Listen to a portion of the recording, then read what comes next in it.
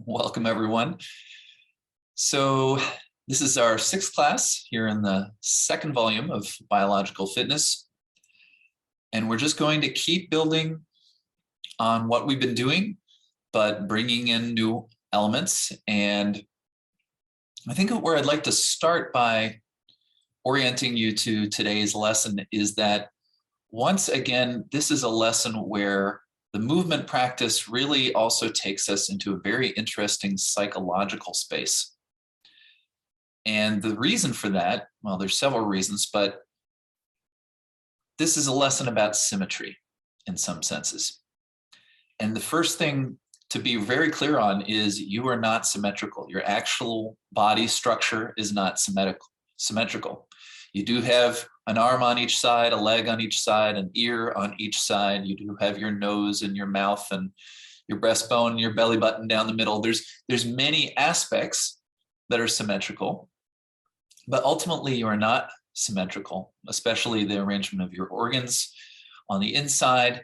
But even if you were to very carefully trace your jawline with one finger, you would find little divots and little peculiarities. But the question is not so much about structure, it's about symmetrical use. And that's something that we can get closer to. And it's related to an idea we've discussed before, which is that efficient movement involves more or less an equal distribution of effort throughout the body.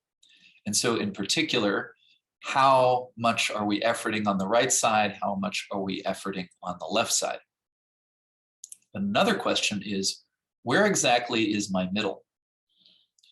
And so what I'm going to suggest here might happen for you, it certainly happened to me the first time I did this process, is that in searching for the midline, in searching for symmetry, you'll often run into your own asymmetry.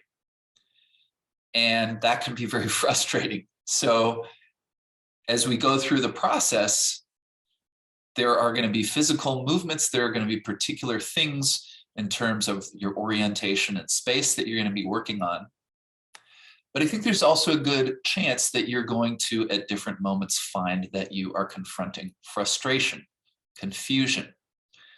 So that can be frustrating and confusing, right? But then again, you're just doing a movement class. You're just exploring something to get to know yourself better. So where's the moment in confusion where you can just sort of accept it and say, oh, that's interesting. I don't really know what I'm doing right now. What's the moment in frustration where you can sort of say, I really don't know what to do.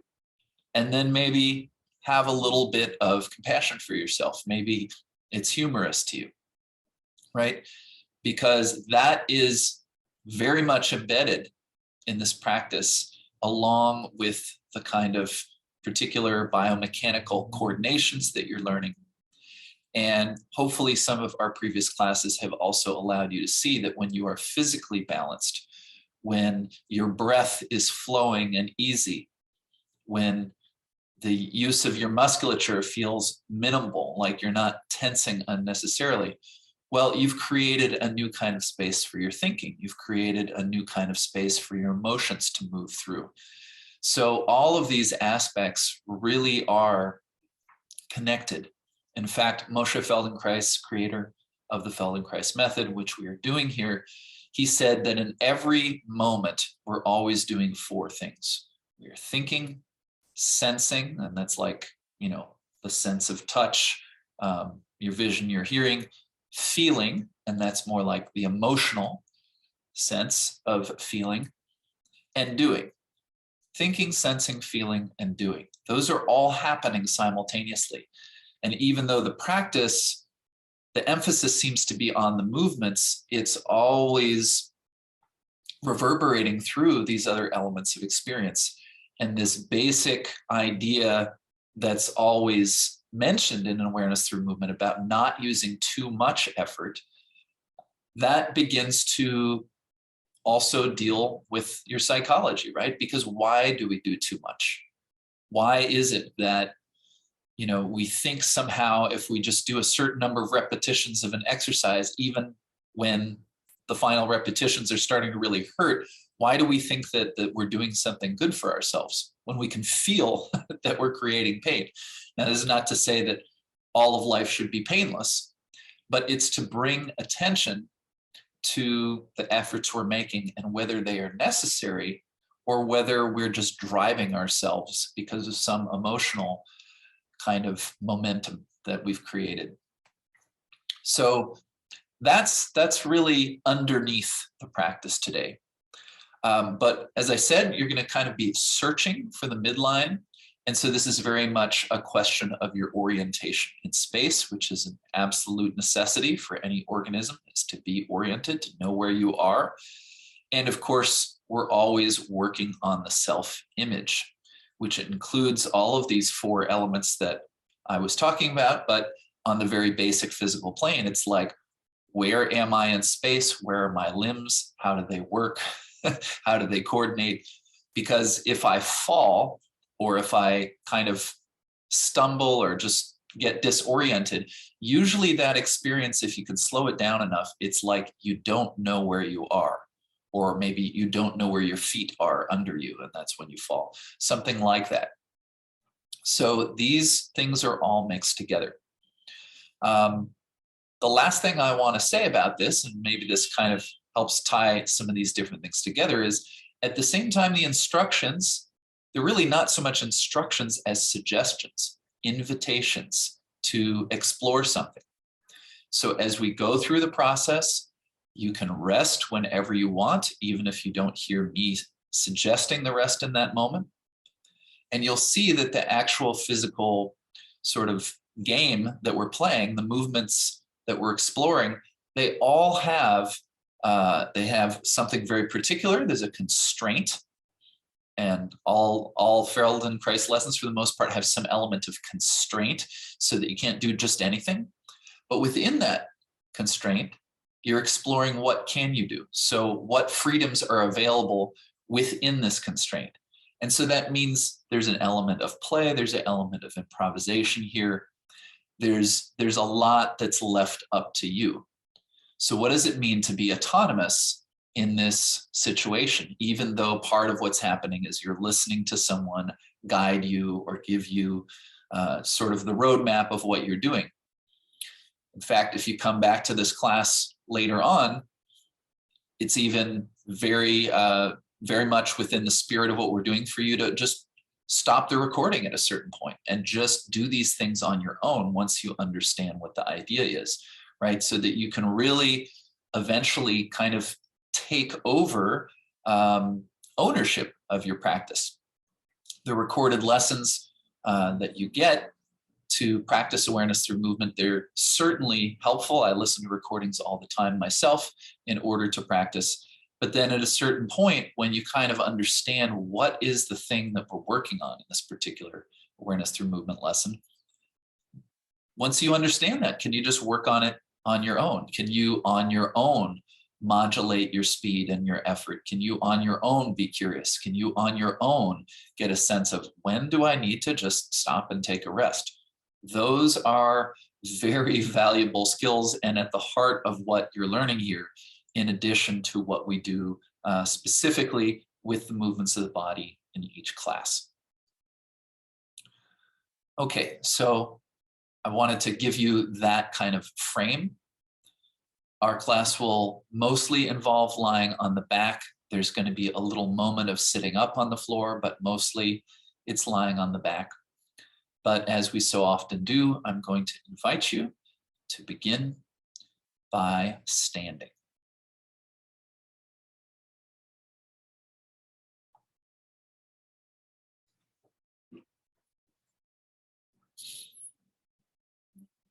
So as you stand, begin to imagine the midline of your body.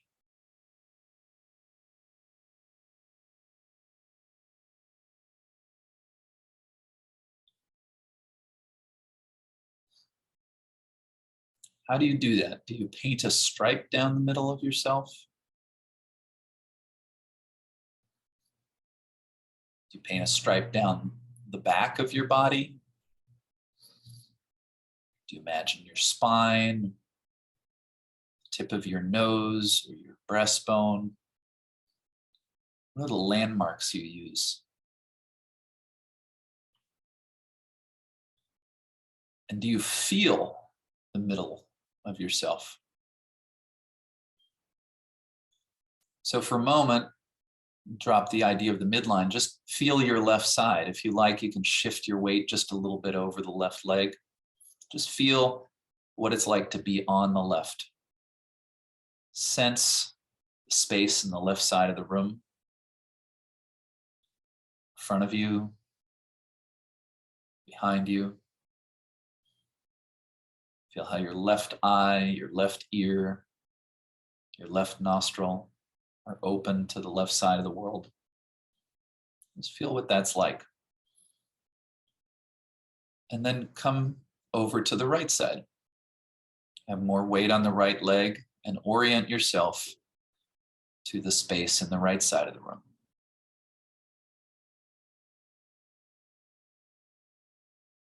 It includes not only behind you and in front of you, but above you to the right.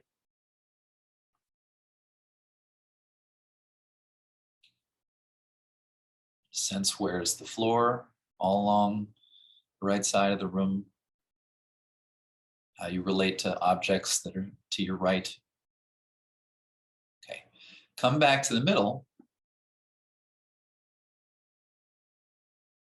And now where's that place that is not left and not right? Where does the left and the right meet?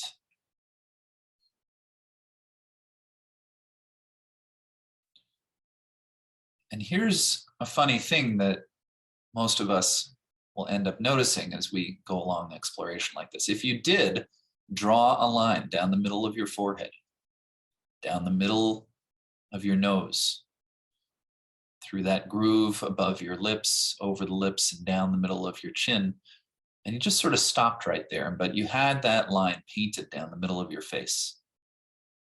And then someone walked up to you with a long stick that was perfectly straight, and they lined it up with that line and they extended it downwards. Would that line go down through the middle of your breastbone, or would it actually begin to move to one side?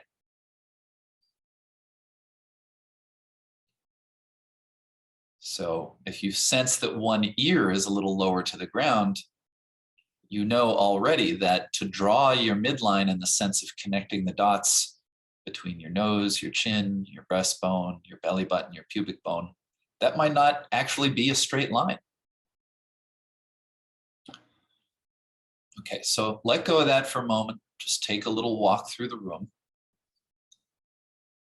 Just sensing how you make use of the left side of yourself, the right side of yourself. And what's your overall sense of balance? Or are you more struck by a sense of imbalance? And now come down to the floor, lie on your back.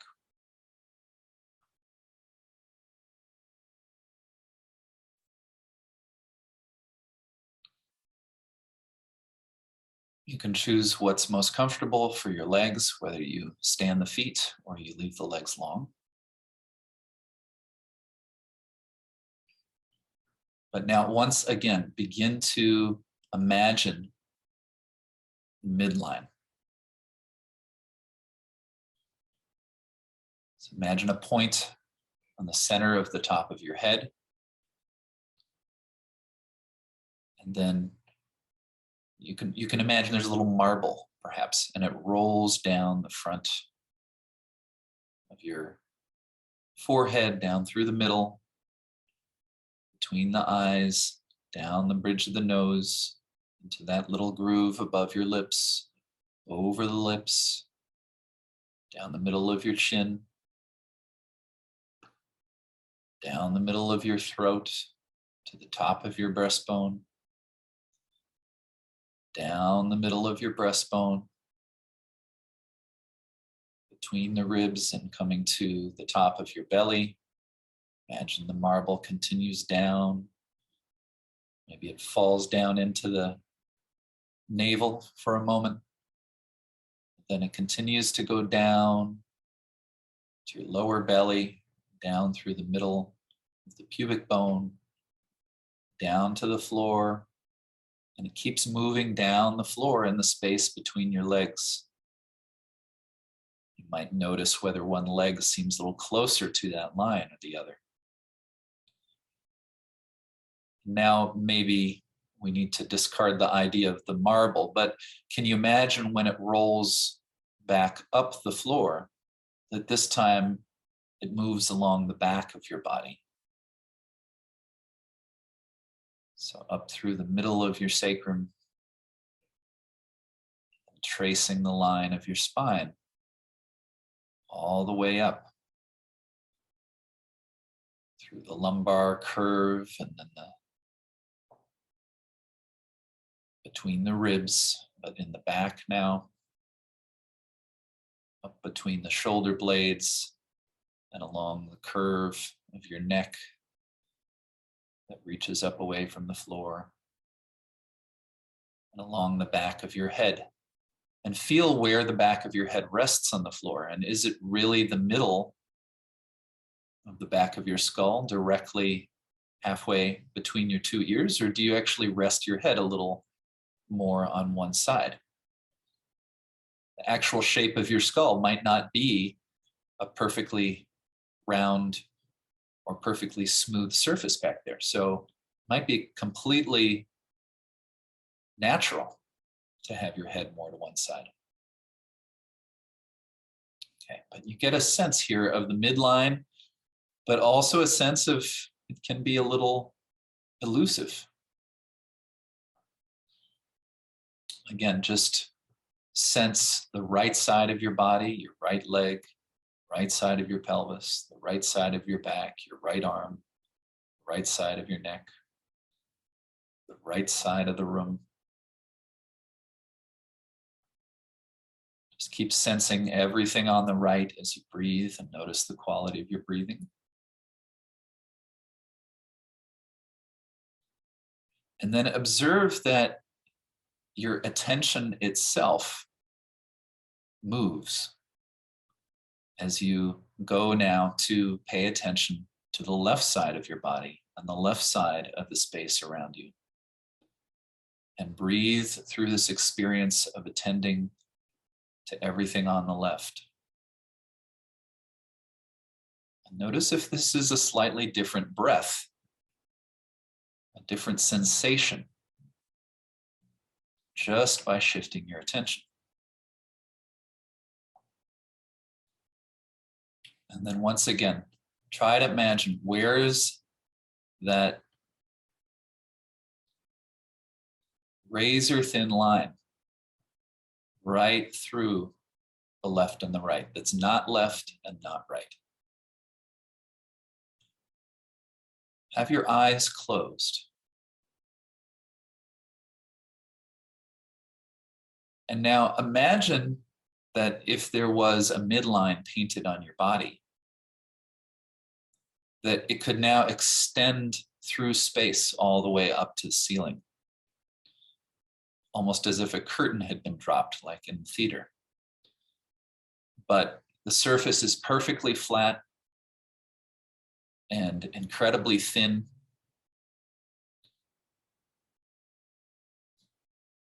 And so there's a surface, there's a plane, like a geometrical plane that's there in space. It divides you in half, left to right, and it divides the entire space of the room.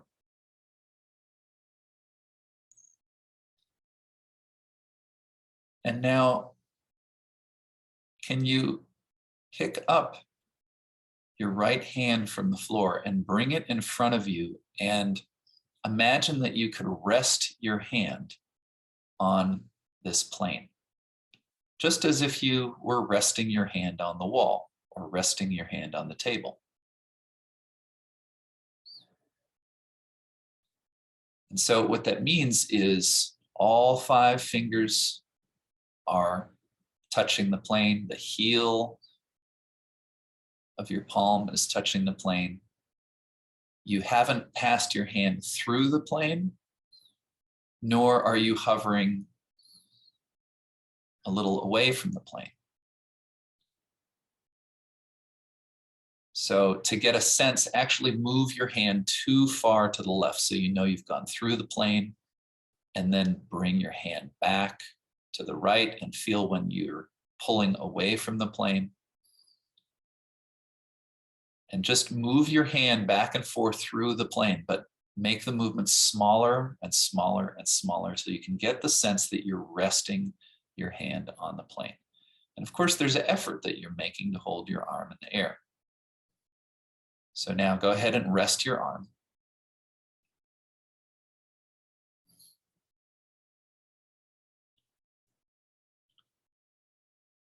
And bend your knees and stand your feet if you have the legs long. And just sense how you're grounded when you do that. And you might even wonder which foot is closer or further to the plane. But for the most part, just find a sense of stable ground. But now, again, bring your right hand up to the plane. Your eyes are closed. But try to get a sense that your whole hand is flush to the plane. And now, keeping your hand on the plane as if you were washing a window, begin to move your hand forward in the direction of the ceiling and then back towards your body. Do this slowly. As you go along, you're always welcome to put your hand back on the floor and rest it when you need to. But if you do that, you just come back into the exploration. And just notice as you reach to the ceiling, of course, you have to straighten your arm. And as you bring the hand closer to you, you're going to be bending your elbow. So notice the movement of the elbow as well as you take the hand forward, away from you, and back towards yourself. But notice that the elbow is moving probably a little towards and away from the plane. Okay, rest your arm just for a moment. And then bring your hand fairly close to yourself and have the hand on the plane. And now, can you move your elbow towards and away from the plane without moving your hand so much? Just notice that the connection of your hand, it limits to some degree what you can do with the other joints in your arm, but they are mobile. Something happens in your shoulder, something happens in your elbow, and you might notice that having the elbow further out or having the elbow closer to the midline, it changes your experience of the weight of the arm. Just see if you can sense something like that. Then rest your arm on the floor again.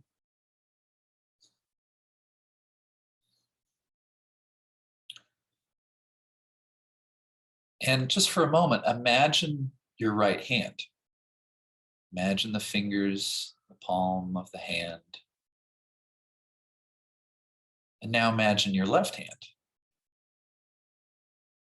And what do you notice about the image of your right hand compared to the image of your left hand?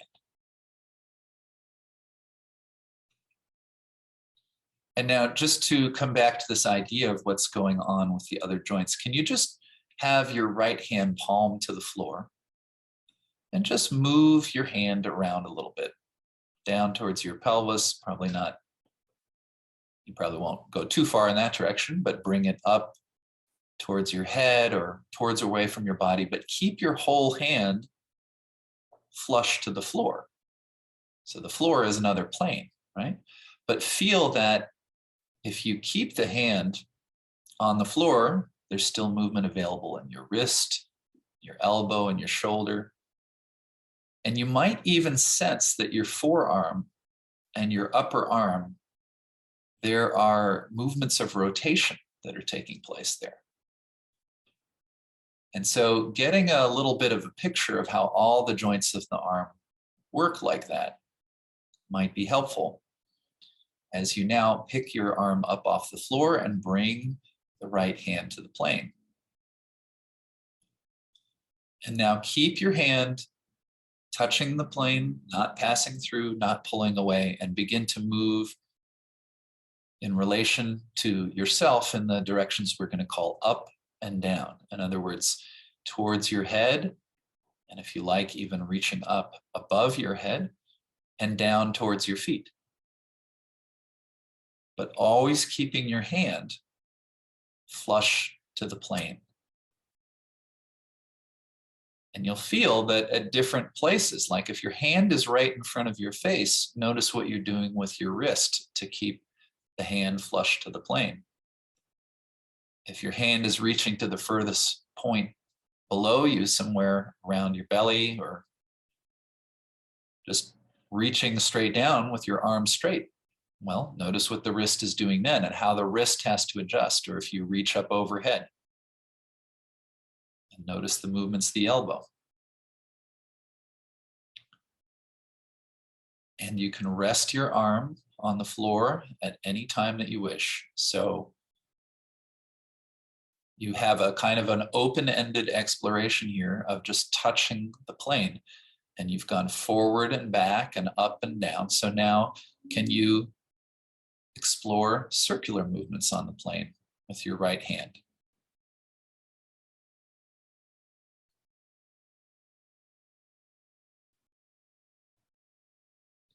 And it's not so much about the movements themselves. It's very much about knowing what you're doing. Do you notice when you pass through the plane or when you pull away from it? How do you make a continuous observation of the quality of the relationship between your hand and this imaginary plane? And how do you make little adjustments? Again, adjustments in the wrist, the elbow.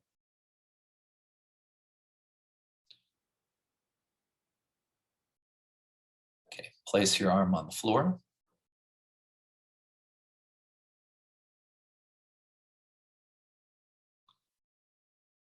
And just one more way to sense the midline, this plane that divides you, and in particular, your capacity to contact the plane with your right hand. Bring your right hand up into the air now and place it on the plane. And now with the tip of your thumb, and your eyes are closed, can you slowly lower it down so that the tip of your thumb lands on the tip of your nose? And if you didn't find it, then of course you just slide it once you feel where you landed and actually find the real tip of your nose with your thumb. But then take your hand away, keeping the hand on the plane. Now you'll change the configuration of your hand for just a moment, but point the index finger and drop the index finger down into your belly button. And again, did you actually find it? So play a game now where you pick the hand up, you place it on the plane, and then you touch the tip of your nose with your right thumb, and then you lift the hand back up onto the plane for a moment, and then you drop your index finger down into the belly button. But what do you have to do so that each time you get a little more accurate? Even though your eyes are closed, can you really kind of try to see what you're doing?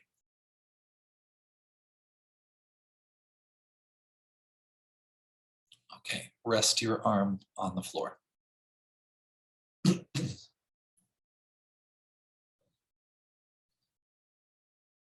Notice the sensation in the right side of your neck, the left side of your neck,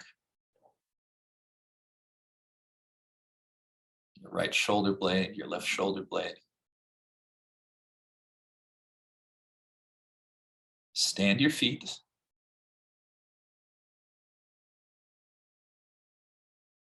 And now, before you make a movement, just imagine bringing the sole of your right foot to the plane in such a way that all 5 toes would touch, the heel would touch. It's the same connection that you can feel right now between your right foot and the floor, but the plane is perpendicular to the floor. So if you like, you can begin by simply tilting the right knee out to the right, leaving the foot on the floor, but sliding along the outer edge of the foot until you feel like the foot is resting on the plane there. And then this might remind you a little of what we did in the previous class. Can you now just slide your foot on the floor a little away from your head and then back up towards your head? But what do you do with your ankle? The further your foot goes away, if the whole foot is going to be flush to the plane, what's happening in your ankle is going to be quite different than if you draw the heel closer up to your pelvis. Okay, so stand the foot on the floor again. And now slowly slide your foot on the floor down away from your head, but don't allow the inner edge or the outer edge of the foot to come off the floor. And at a certain point, you'll find, well, you can't go any further.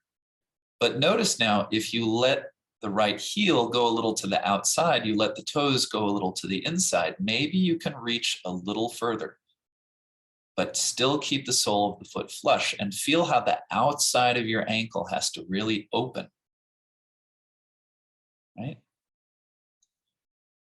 And then if you draw the foot up towards your pelvis, again, you might sort of run out of range of movement at a certain point.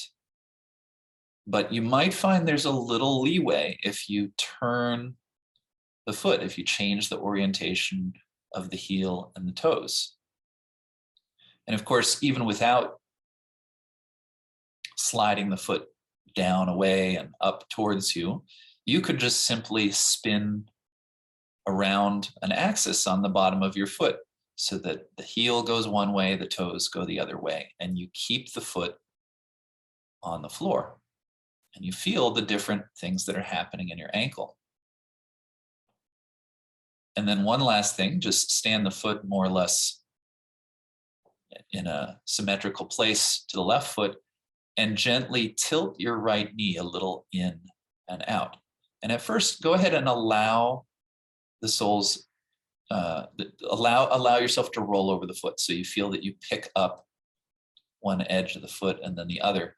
But then make the movement of the knee smaller and smaller and try to do these movements now, keeping the foot flush to the floor, but feel how you have to have a longer distance from the outside of the knee to the knob on the outside of your ankle as you go one direction. And then as you go the other direction, the outer part of your ankle, it shortens and you feel there's more length along the inner edge of the ankle and along the inner edge of your leg.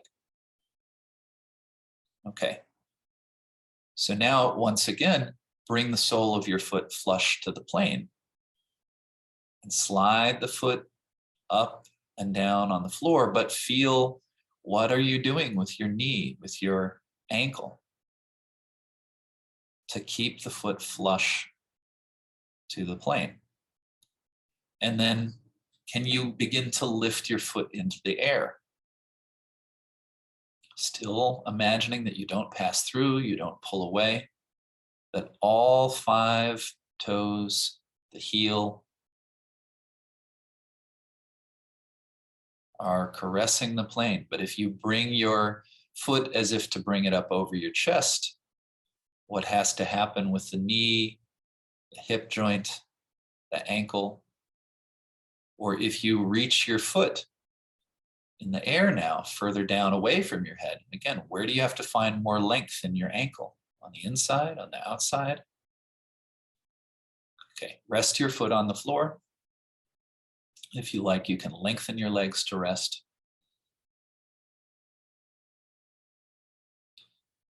And so you've been exploring the plane with your right hand, your right foot. your attention has been largely on the right side of yourself. The left side of your body has been very engaged, right? The left foot is very important, especially when you lift the right leg. So as you go on, even as you're working to contact the plane with the limbs on one side, it's not as if the rest of you isn't doing something important. Okay, so now stand your feet and bring the right hand to rest on the plane, and then put it back on the floor. And then pick up the sole of your right foot, put it on the plane, and put it back down. And keep alternating. Bring the hand to the plane, put it down, put the foot to the plane, and put it down. Make sure that you're able to breathe simply throughout this.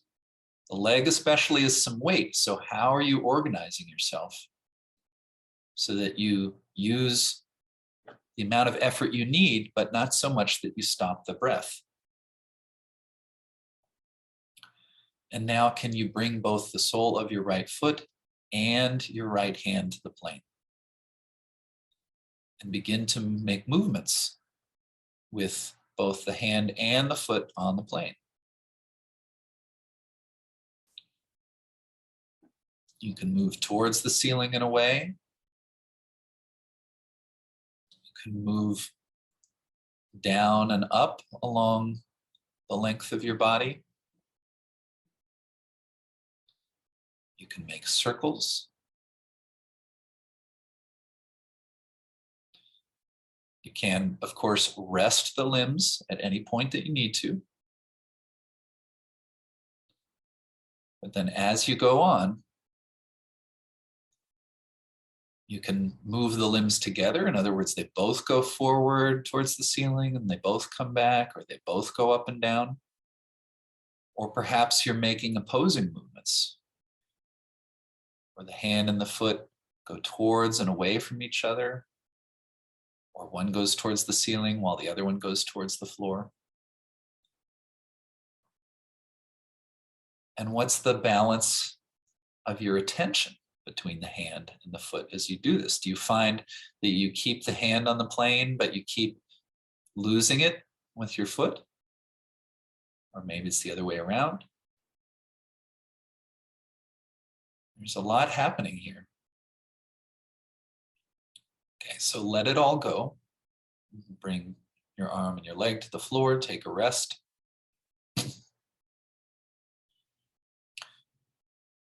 And the thing is, if you break through the plane or if you pull away from the plane, you're just doing this for yourself, right? You're learning. So the mistakes are part of the process.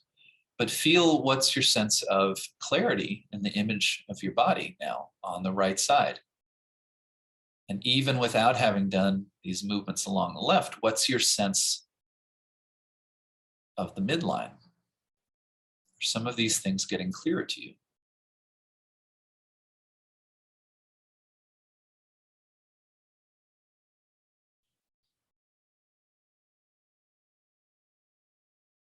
Bend your knees and stand your feet.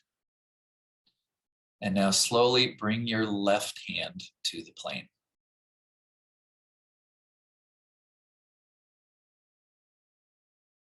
And begin to explore. But really be clear. Really listen.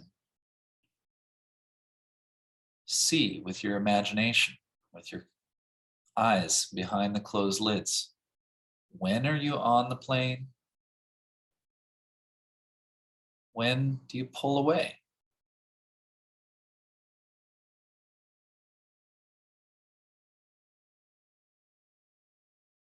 Are you aware of how you need to make those little adjustments in your wrist, your elbow? So as you did with the right hand, now just put your left hand on the floor and keep the whole hand flush to the floor and move it around, but feel what you do in the other joints. Even feel something happening maybe in the left side of your neck.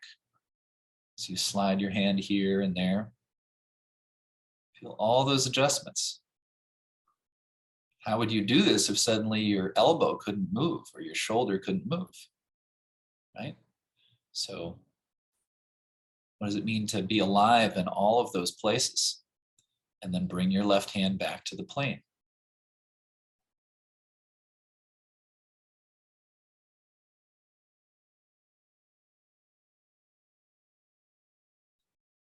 Now keep your hand in one place on the plane, but just make a little movement with your wrist so that it's like you're waving.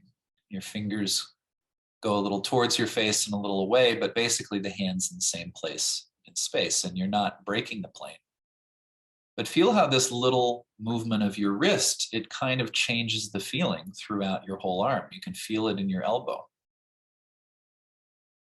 And then move your hand more freely on the plane, but just make use of that little action in your wrist, not simply to move a waving hand, but to feel how there's a kind of leverage through your whole arm by placing your attention in your wrist.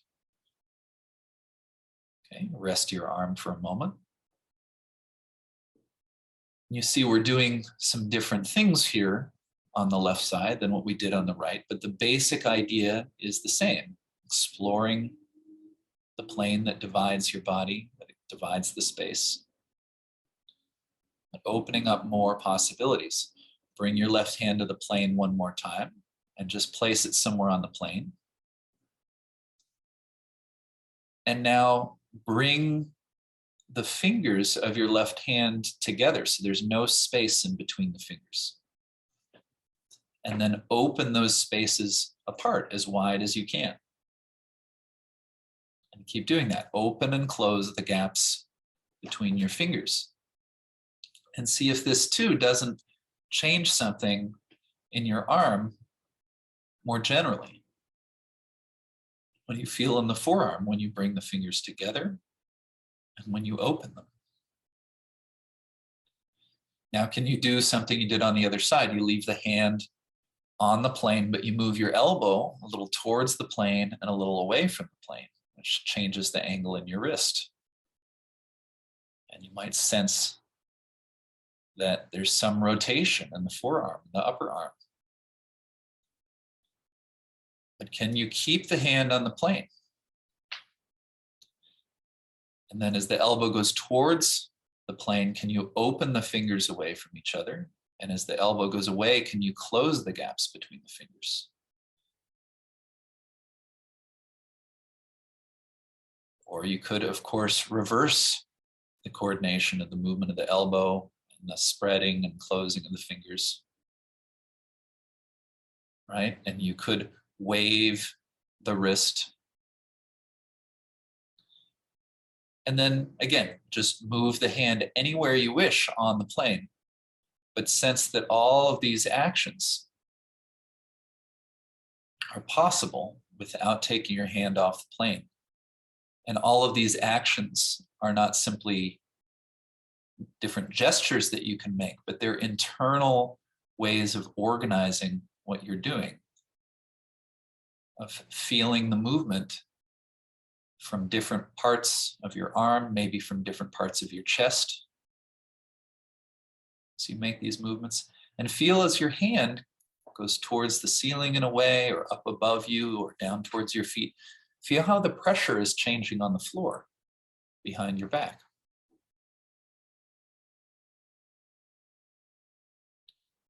And rest your left hand on the floor.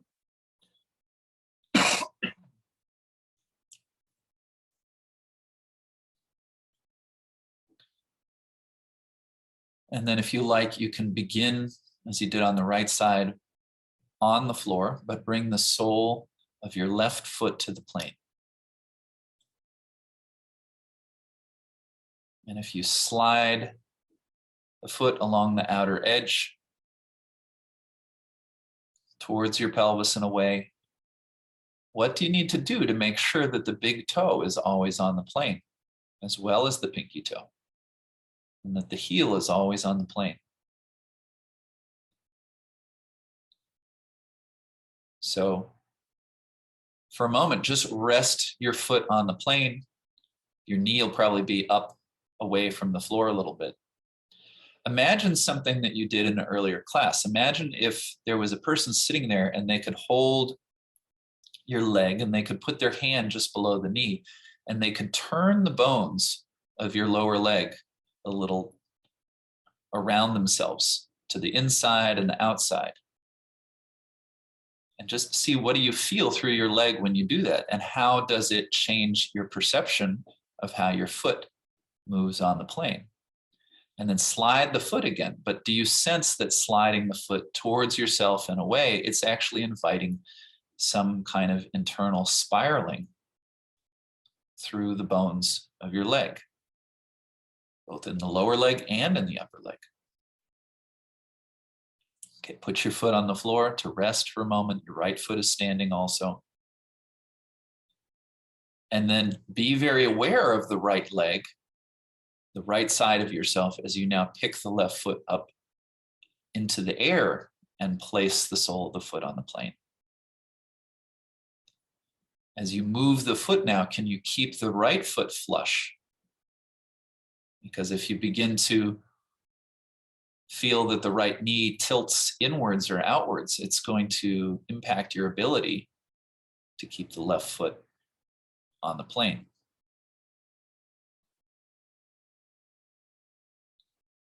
Okay, but there's another option here. Put the feet back on the floor. And now bring the soles of your feet together on the floor so that you do take your knees out to the side. And then lift your left foot up and explore the plane once again, but feel that your connection through the right side is through the outer edge of your foot. But see how you could almost push and pull the floor with the outside of your right foot to help you move the left leg through space. And again, what are you doing with your left ankle, knee, and hip to keep that foot flush to the plane? Okay, take a rest, rest everything. You can lengthen your legs if you wish. Again, the movements of the legs with the feet on the plane, they really ask you to work. So how well are you taking care of yourself?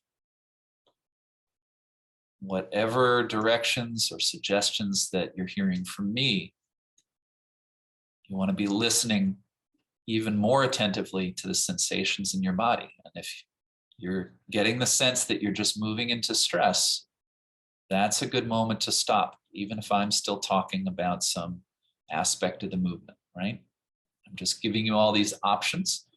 This is the kind of thing that you could explore again and again and again. And some of these particular details might feel more interesting or relevant to you today, and then another time you come back and other things become more interesting. So just take what's there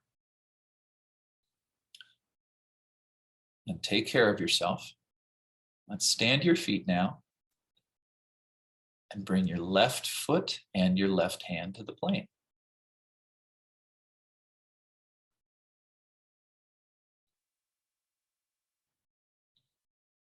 What do you want to do? What do you want to feel?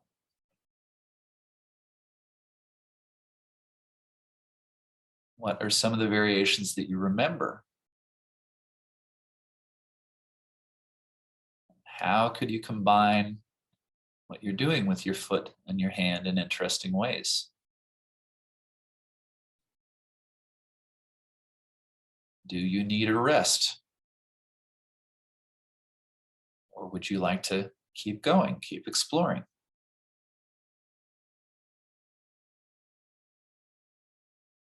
And how aware are you of both the hand and the foot and their connection to the plane? Do you find that your attention is drawn more to one place? Okay, rest your hand, rest your foot.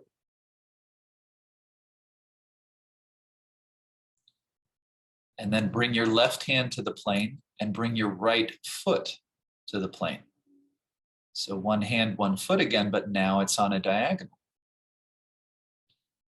Explore movements of the left hand, the right foot. You still have the option of moving the right foot on the floor if that's what works best for you. The basic directions, of course, towards the ceiling and away, or up towards your head, down towards your feet.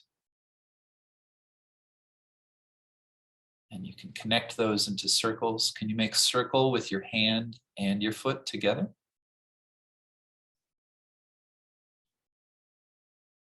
And are those circles going in the same direction, or can you make circles that go in opposite directions from each other?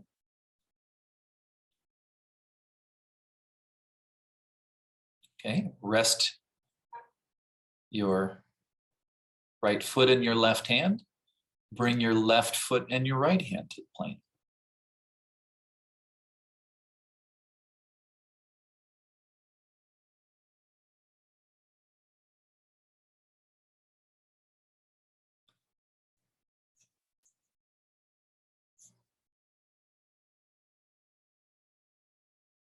What's the quality of your movement? What's the quality of how you're relating to yourself in this exploration? Are you curious, or do you just feel like you're following a set of instructions?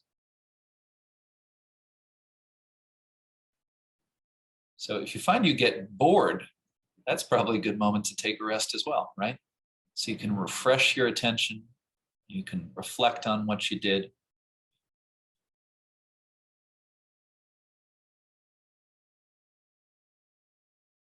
Go back to the right foot and the left hand.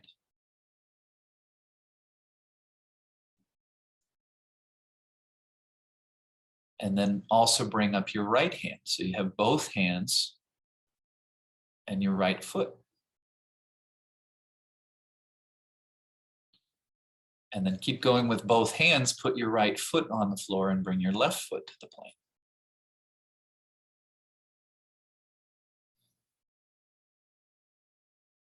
And now rest both feet on the floor. Keep your hands up, or if you need a brief rest, you can do that. But then have both hands on the plane and begin to move them like as if you were pedaling a bicycle, maybe somewhere over your face or over your chest, just small circles so that one hand passes directly in front of the other and then goes, they revolve around each other, right? And then can you keep that going as you lift the left foot up and place it on the plane? Be very precise about the connection of your left foot, and then put the foot back down on the floor, but keep cycling the hands. And then pick up the right foot, place it for a moment on the plane, adjusting as you need to with your ankle, your knee, your hip, and then put it on the floor. And then change the direction that you're cycling your hands, but keep placing one foot on the plane and then back on the floor, and then the other foot.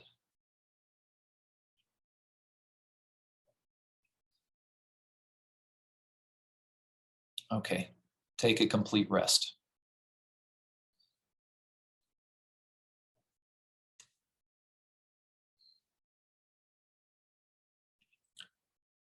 And what would it be like now to imagine the midline of your body? Imagine again that marble rolling down the front of you. Is that clearer now? And as you go from one landmark to the other, in terms of those midpoints of your anatomy, does it feel like you have to keep changing directions from your head to your chest and down to your pelvis and down below your legs? Or is the overall sense of the midline kind of a straighter line now? And think of the line along the back of you.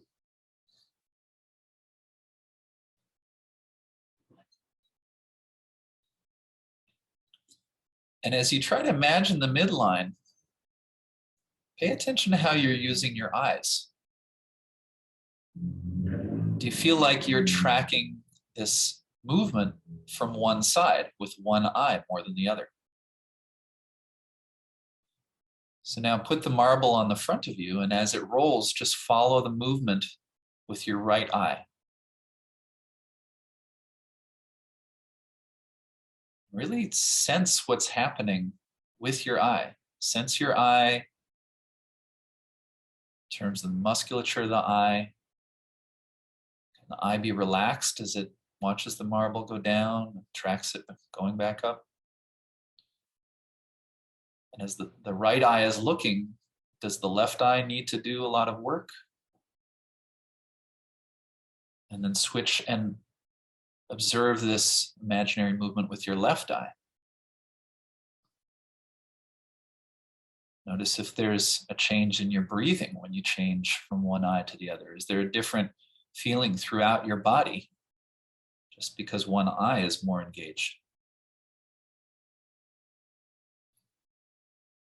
Okay, leave it alone. Take another moment to rest.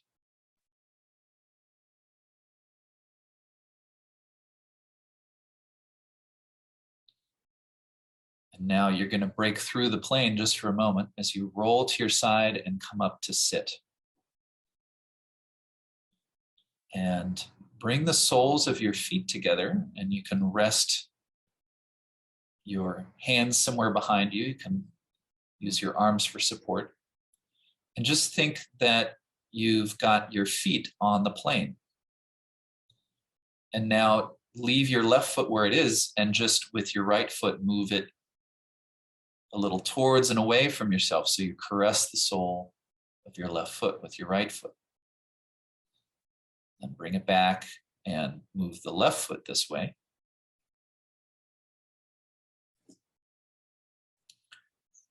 And now bring the soles of the feet together again, but lift the front of the feet, keeping the heels connected to the floor, and then lower the front of your feet and lift the heels. And you might be rocking a little bit on your pelvis. Your arms are supporting you. Can you lift the heel of one foot and lift the front of the other? And then switch. You're sort of rubbing the soles of the feet against each other. And then you can perhaps roll back, perhaps you round yourself, lower your head, and then come a little forward, lifting your head. Just think of your whole spine being involved here. And then is there a moment where you can lift both feet off the floor and make movements keeping the soles of the feet together like that? Okay, put the feet back down, just rest and sitting. If you want to change the position of your feet for a moment, it's fine.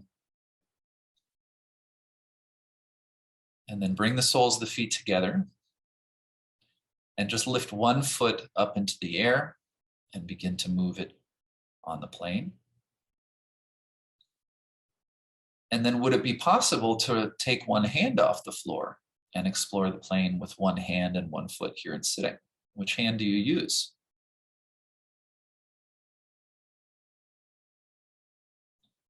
Okay, place that foot back on the floor, can rest and get the support of both arms for a moment. Begin to explore the plane in the air with your other foot. And then again, find out if there's one hand that can come off the floor. The outer edge of the foot that remains pressed into the floor is also very important to help you leverage yourself and control the movement of your whole body here. Would it be possible to bring both hands up like this?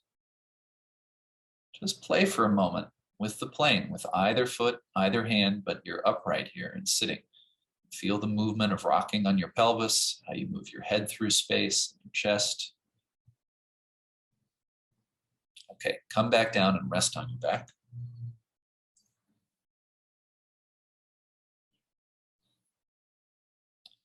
Then again, bring the soles of your feet together. And do some of those same movements of sliding one foot against the other or lifting one heel. And then lift one foot into the air on the plane. And then can you lift both feet into the air? And you don't have to have the soles of the feet together now. Can you move the feet to different points on the plane, but keep them flush? You can always put the feet back down on the floor if you need to. Okay, just stand your feet, bring one hand to the plane, and then bring one foot to the plane. And then bring the other hand to the plane, and bring the other foot to the plane. So you have both hands and both feet on the plane, kind of like a little baby on your back there. And what can you do? Where do you want to explore? What kind of relationships can you create between one hand and one foot, or the two hands or the 2 feet? How do you move your attention?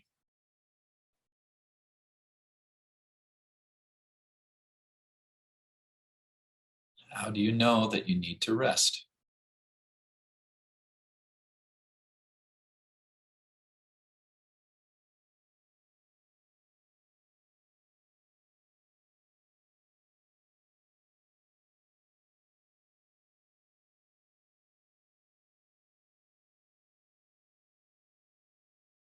And if you're not resting already, do that now.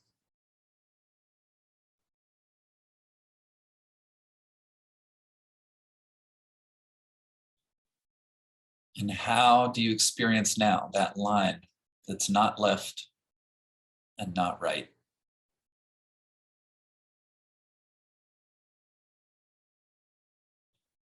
And then for just one moment, if you move your attention to one side and you feel just one side of your body, one side of the space of the room, and breathe. How is that now? And shift your attention over to the other side and breathe there.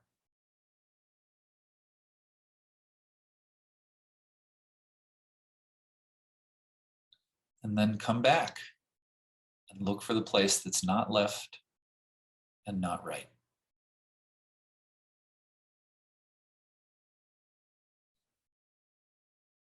You imagine that line just in front of your face, and then very slowly roll your head a little left and right through the plane. And sense, when does your nose pass through the plane? And notice how one ear moves towards the plane as the other one moves away.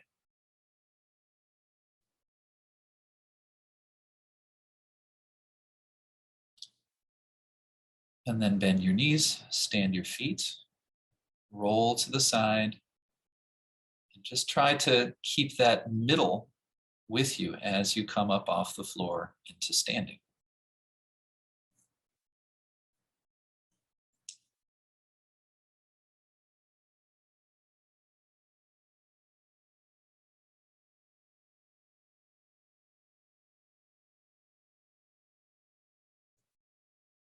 Sense the left,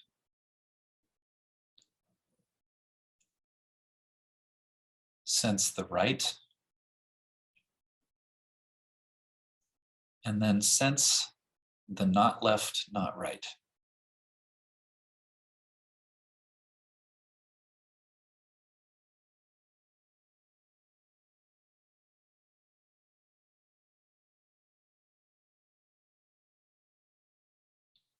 And then as you slowly begin to walk through the room, how do you move your midline in walking?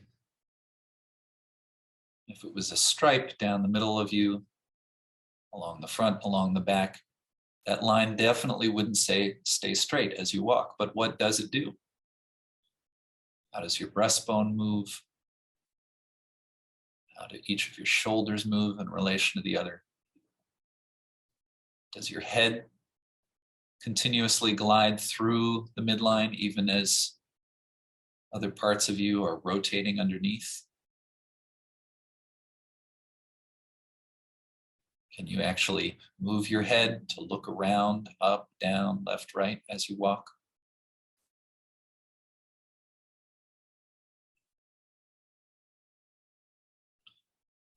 Okay, and just, if you like, you can let these images go, just walk. And just think about, how did you do with your practice today? How well did you do relating to yourself, staying in the process, or even sometimes dropping out when you needed a break? And again, as we finish now, I just want to encourage you to keep in mind that aspect of your practice, so that each time you come back to class, in addition to what is offered, how are you coming into the class with yourself? How are you engaging? How are you taking care of yourself? All right. So see you next time. Take care.